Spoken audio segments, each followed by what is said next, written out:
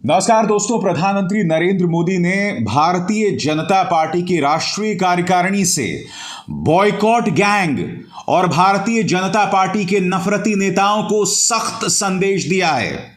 जी हां, पठान को बॉयकॉट करने को लेकर जिस तरह की सियासत चल रही है, प्रधानमंत्री नरेंद्र मोदी ने अपने संबोधन में कहा, और क्या कहा मैं आपको बताता हूं। प्रधानमंत्री ने कहा कि पार्टी के कुछ नेता बेवजह कुछ फिल्मों पर निशाना साधते हैं, जिसकी वजह से असली मुद्दों से लोगों का ध्यान भटक जाता है। यह बात किसी और ने नहीं बल्कि प्रधानमंत्री नरेंद्र मोदी ने राष्ट्रीय कार्यकारिणी अपने संबोधन के दौरान कही है। मैं आपको याद दिलाना चाहूंगा, भाजपा के इन नेताओं के चेहरों को देखिए। मध्य प्रदेश के गृह मंत्री नरोत्तम मिश्र, भोपाल की सांसद प्रज्ञा और न जाने ऐसे कितने अन्य भाजपाई नेता जो लगातार पठान और अन्य फिल्मों को बॉयकॉट को लेकर आह्वान करते रहते हैं। क्योंकि इन तमाम चीजों से हो क्या रहा था दोस्तों, इन तमाम चीजों से अंतर्राष्ट्रीय तौर पर भारत की नाक कट रही थी, साख पर दाग लग रहा था। और मैं आपको बताता हूं क्यों। क्योंकि हमारी film industry, Mumbai film industry जो है, वह अंतर्राष्ट्रीय तौर पर भारत की आन बान शान है। और लगातार बॉयकॉट गैंग जो है इन मुद्दों को लेकर बॉलीवुड पर निशाना साध रहा था, शाहरुख पर निशाना साध रहा था। और प्रधानमंत्री नरेंद्र मोदी ने राष्ट्रीय कार्यकारिणी में बात कही। प्रधानमंत्री ने कहा कि जब नेता ये तमाम बातें कहते हैं तो भाजपा जो काम करने की कोशिश कर रही है जनता के सामने, उससे लोगों का ध्यान भटक जाता है। प्रधानमंत्री देर आए दुरुस्त आए, और आप जब भी कोई अच्छा काम करेंगे तो मैं उसके लिए ताली जरूर बजाऊंगा प्रधानमंत्री। मगर मैं ये उम्मीद करता हूं कि सिर्फ संबोधन में नहीं, खुलकर देश की जनता के सामने आप बॉयकॉट ग्रुप के बारे में एक सख्त संदेश दें, क्योंकि यह वक्त की मांग है, वक्त की जरूरत है। और दोस्तों, मैं आपको बता दूं, सिर्फ प्रधानमंत्री नरेंद्र मोदी ही नहीं, शाहरुख ने भी पलटवार किया है। मैं आपको ये तस्वीरें दिखाना चाहूंगा जो आपके स्क्रीन पर हैं दोस्तों। क्या आप जानते हैं कि शाहरुख ने अपनी बेटी सुहाना और पत्नी गौरी खान के साथ पठान देखी है। इन तस्वीरों में आप उनके बेटे आर्यन खान को भी देख सकते हैं, जिन्हें आज से करीब 1 साल 3 महीने पहले एक झूठे मामले में जेल में डाल दिया गया था। हिंदुस्तान टाइम्स क्या कहता है?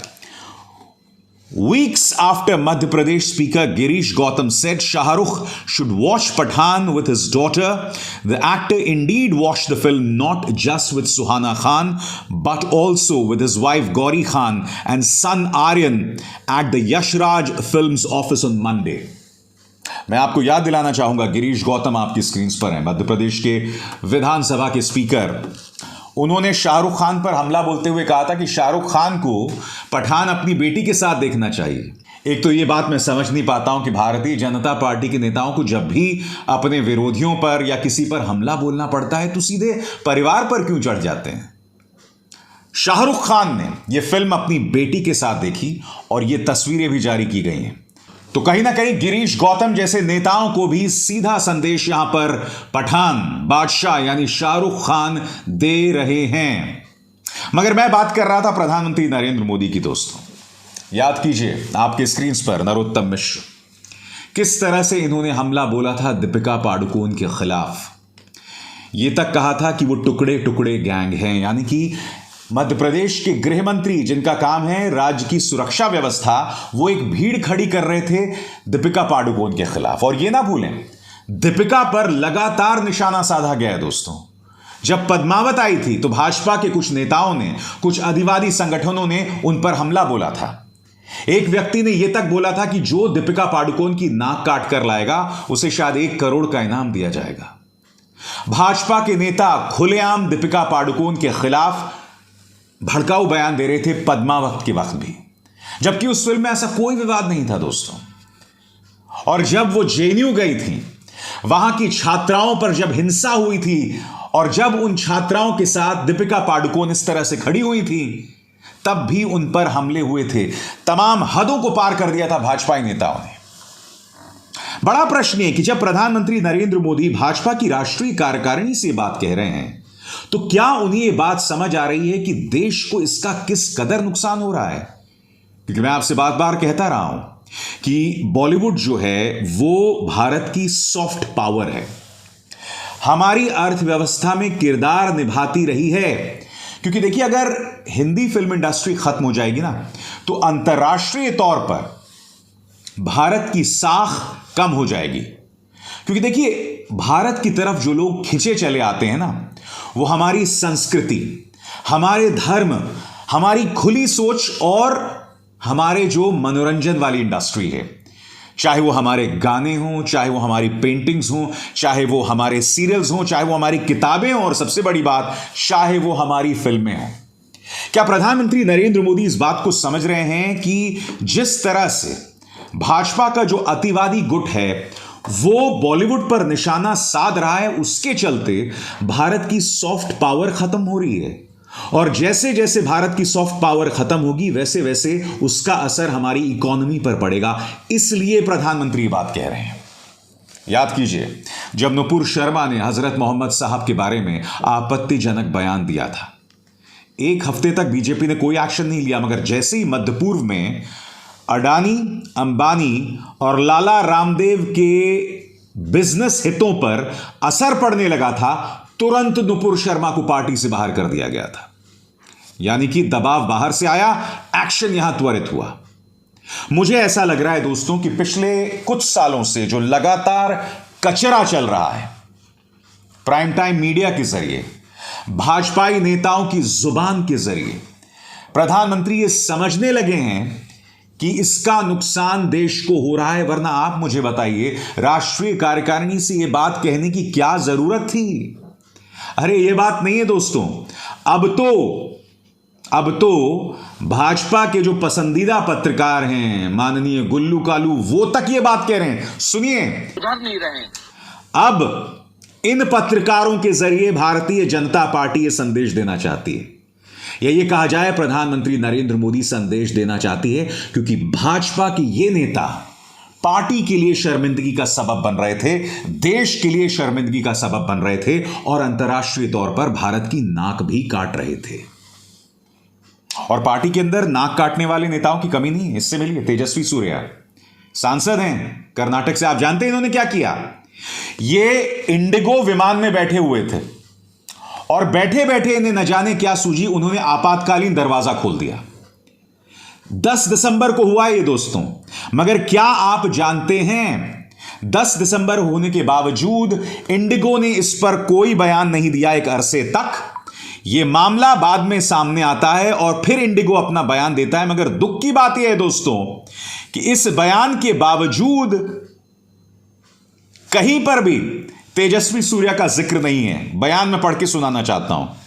इंडिगो ने कल एक बयान में कहा कि 10 दिसंबर को चेन्नई से तिरुचिरापल्ली जाने वाली उड़ान 6E7339 में यात्रा कर रहे एक यात्री ने, तेजस्वी सूर्या नहीं, एक यात्री ने बोर्डिंग प्रक्रिया के दौरान गलती से आपातकालीन निकास खोल दिया जब विमान टारमैक पे था।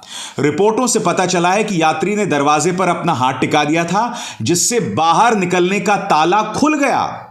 एयरलाइन ने कहा कि यात्री ने तुरंत इस घटना के लिए माफी मांगी। एसओपी के अनुसार घटना दर्ज की गई और विमान को अनिवार्य इंजीनियरिंग जांच से गुजरना पड़ा, जिससे उड़ान में देरी उहुई। मगर क्या आप जानते हैं दोस्तों, तेजस्वी सूर्या से कथित तौर पर जो इंडिगो विमान में हुआ है, उसने एक बहुत बड़े कानून का उल्लंघन किया है। आपके स्क्रीन पर यह जो इसने हरकत की है ना तेजस्वी सूर्या ने, एयरक्राफ्ट रूल्स एक्ट 1937 का उल्लंघन है, जिसके अंतर्गत कायदे से तेजस्वी सूर्या को सजा मिलनी चाहिए। मगर आपने देखा इंडिगो में इतनी भी हिम्मत नहीं है कि उन्होंने अपने बयान, एक तो पहली बात 1 महीने बाद यह घटना सामने आती है, दूसरी बात कहीं पर भी तेजस्वी सूर्या का नाम नहीं है। इस तरह से अहंकार इनमें घुस गया है, इस तरह से बेकाबू हो गए हैं। मैं आपको बतला दूं दोस्तों, यह वही तेजस्वी सूर्या है जिसने अरविंद केजरीवाल के घर पे भाजपाई संस्कारी कार्यकर्ताओं के साथ घुस के अरविंद केजरीवाल के घर पर हमला बोला था। ये देखिए साहब, और बात यहां नहीं रुकी। अरविंद केजरीवाल के घर पर हमला किया, पुलिस ने कोई एक्शन नहीं लिया, शायद बुलाया था खाना पूर्ति के लिए पूछताछ की, दैट्स ऑल। यह आदमी बार बार इस तरह की हरकतें कर रहा है। कभी विमान का आपातकालीन द्वार खोल देता है, कितनी बड़ी बात है दोस्तों।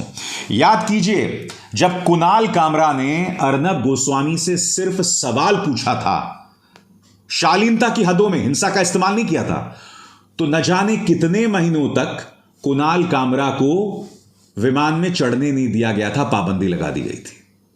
यह किया था इन्होंने कुणाल कामरा के साथ। और मैंने आपको बताया एयरक्राफ्ट रूल्स 1937 का सीधे तौर पर उल्लंघन किया था तेजस्वी सूर्या ने। कोई एक्शन नहीं है दोस्तों।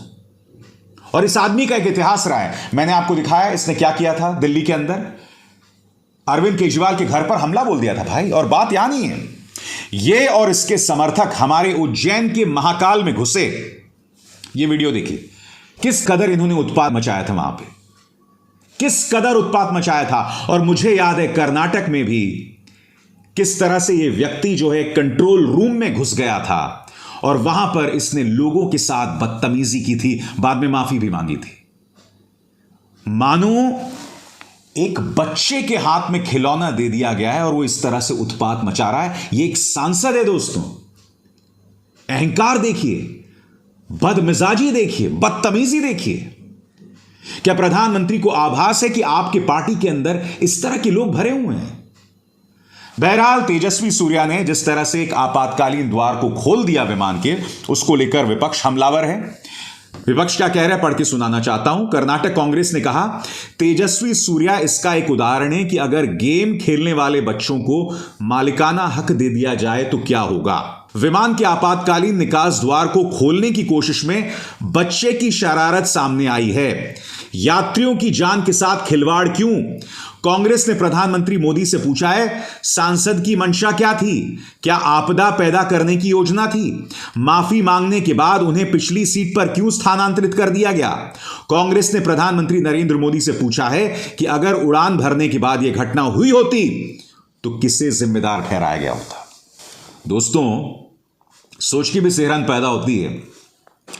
ये जो हरकत तेजस्वी सूर्या ने किया है, सांसद तेजस्वी सूर्या ने, विमान के उड़ने के बाद अगर इस तरह से इसने किया होता तो क्या होता? कितने लोगों की जान खतरे में आ जाती।